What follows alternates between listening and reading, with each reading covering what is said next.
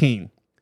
Now it is time to break down arguably one of the best teams in the NFC. It is time to break down the Dallas Cowboys. Put some respect on their name because the Cowboys are going to be very, very good this season.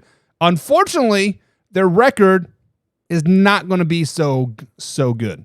The Dallas Cowboys are going to be a team that kind of skates by a lot of these games. Last season, they were 12-5. They did have a wild card win over the Tampa Bay Buccaneers, but then they lost to the divisional to the San Francisco 49ers 19-12 with that debacle of a play.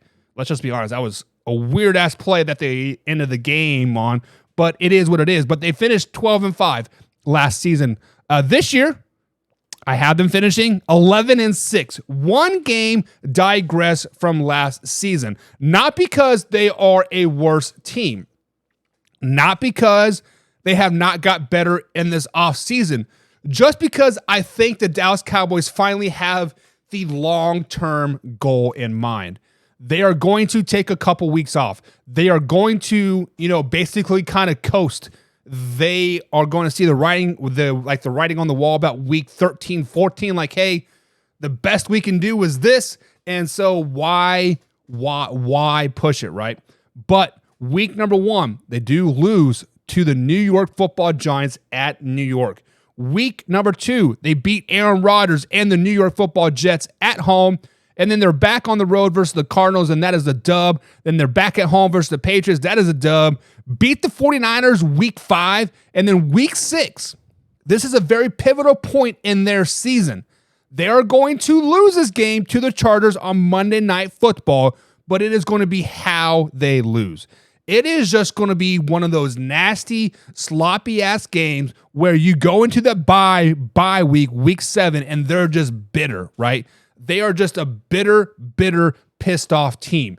They're like, man, we are better than that. We've shown horseshit basically all season long. It is time to get right. And they go out there and they flex on the Rams week number 8. And then they travel to Philly week 9. That is a loss, but it's a very, very good loss.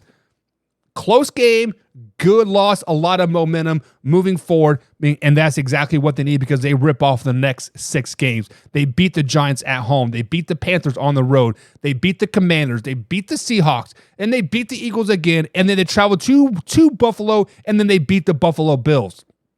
At this point, they are a super hot team. Everything is clicking, but unfortunately, the writing is on the wall at this point. They kind of know how high they can go, and the number crunchers and the bean counters start to crunch, and it's like, hey, we'd rather play this team in the first round of the playoffs, so let's just kind of give them a little bit of vanilla defense, a little bit of vanilla offense, and kind of milk our way into the playoffs, because we are in the playoffs. It's just a matter of what 4, 5, 6 seed we're going to get, right? So they lose to Miami at Miami. They lose to Detroit at home. And then they lose to the Commanders at the end of the season because the game doesn't matter at all at that particular time, giving them 11-6 record to wrap it up. With that being said, there are a couple games that are some toss-up games. This Detroit game and the Commanders game, if they decide to play those 2 games, they could easily be a 13-win team.